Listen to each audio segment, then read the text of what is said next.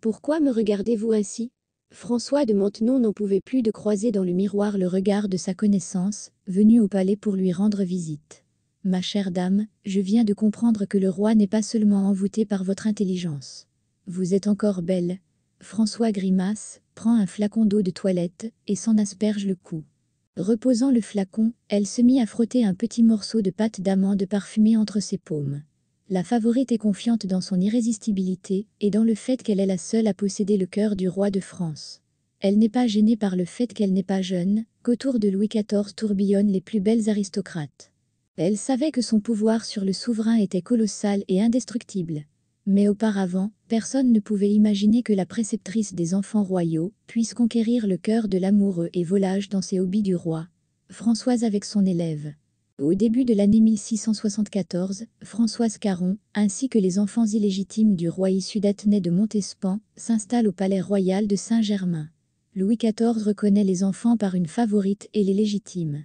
Alors que Françoise élève les enfants loin de leur mère biologique, les deux femmes entretiennent d'excellentes relations, mais lorsqu'elles s'installent toutes deux sous le même toit, le ressentiment commence à poindre.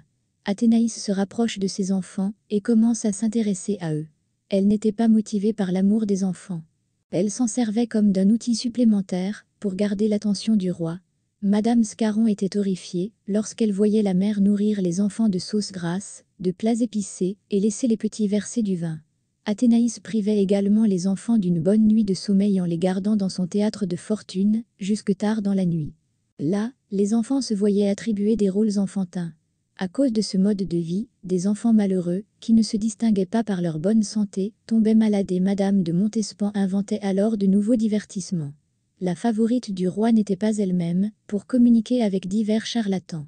Lorsqu'elle trouvait l'un de ses enfants malade, ou souffrant d'une affection, elle s'animait, anticipant la façon dont elle inviterait au palais du prochain médecin chagrin, qui se livrerait à des expériences sur les enfants. Ces expériences, Athenais les acceptait avec enthousiasme, croyant contribuer à des découvertes utiles. C'est ainsi que le petit Louis César est contraint de sangloter et de hurler de douleur, lorsque sa mère lui demande de cautériser 13 fois la colonne vertébrale du petit garçon. Françoise est bouleversée par ce qui se passe. Lorsque l'exorcisme de l'enfant est terminé, elle passe des nuits à son chevet, soulevant l'ami à ses pieds. Et puis, Madame de Montespan, agitée, va inventer une nouvelle méthode de traitement. Il semble à l'éducatrice que ses charges seront réduites à la tombe. Un jour, alors que le petit duc Louis-Auguste était couché dans la fièvre et les convulsions, après que sa mère l'ait gardé sans coiffe pendant plusieurs heures sous un soleil brûlant, il avoua à Françoise: « Madame, je dois mourir. C'est bien. Cette vie me dépasse. » Madame Scarron sort de sa chambre bouleversée, et lorsqu'elle rencontre Athénaïs, elle lui dit ce qu'elle pense. Un conflit éclate, qui se traduit par des tentatives constantes de Madame de Montespan pour humilier sa préceptrice. Il lui arrive de la réveiller en pleine nuit et de lui dire d'aller fouetter son lait de poule, expliquant que Françoise est la mieux placée pour la servir. Alors que Madame de Montespan était en colère contre Françoise et qu'elle affinait son esprit sur elle, la préceptrice pouvait devenir une interlocutrice agréable pour le roi. Louis aimait parler avec l'intelligente et rusée Madame Scarron. Sans s'en apercevoir, il passait de sujets généraux à des sujets personnels et lui parlait souvent de sa relation avec Athenais. Dans son désir d'humilier le précepteur des enfants, Athenais alla jusqu'à lui trouver un fiancé, le duc de Villars-Branca. Il est 2 fois veuf, laid, sans le sou, et a une réputation douteuse d'homme dissolu. Bien sûr, François refuse catégoriquement un tel parti, ce qui provoque la colère de la marquise, qui est sûre qu'elle acceptera sans se plaindre. Madame Scarron commença à penser qu'elle voulait se retirer. Fatiguée d'être insultée par la favorite du roi, elle lui dit qu'elle ne verrait pas d'inconvénient à recevoir une indemnité pour plusieurs années de service. Madame de Montespan s'arrange avec le roi pour verser à la préceptrice 100 000 livres et lui donne le monopole de la fabrication des grilles de cheminée et des tuyaux, ce qu'elle souhaite. Madame Scarron a utilisé l'argent pour acheter le domaine de Maintenon. Le point important est que le domaine n'est pas un cadeau du roi, mais une propriété que Françoise a achetée avec l'argent qu'elle a gagné. Mais il n'y a pas d'échappatoire à la cour. Madame Scarron commença à sentir que le roi lui accordait activement ses faveurs. Des regards doux, des sourires tendres, des effleurements et de longues conversations font naître des sentiments romantiques entre l'éducatrice et le souverain.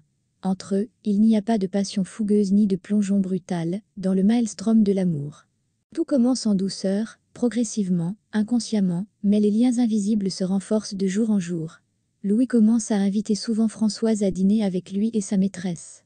Athenais se fâche, fait des scènes, s'acharne à planter son talon aiguille dans Madame Scarron, mais l'effet est diamétralement opposé. Le roi, fatigué des attaques de sa favorite enragée, commença à regarder avec intérêt la calme et confiante Françoise. En signe d'attention, il lui donne le titre de marquise et la transforme en Madame de Maintenon. François, imperturbable, est l'exact opposé de l'explosive Athenais. Et tandis que Madame de Montespan rage, souffre, jalouse et tisse des intrigues perfides, son ancienne amie savoure tranquillement le sentiment amoureux de Louis. François ne cherche pas à conquérir le roi, ne rivalise pas avec lui, et est prêt à rapprocher le souverain de son épouse.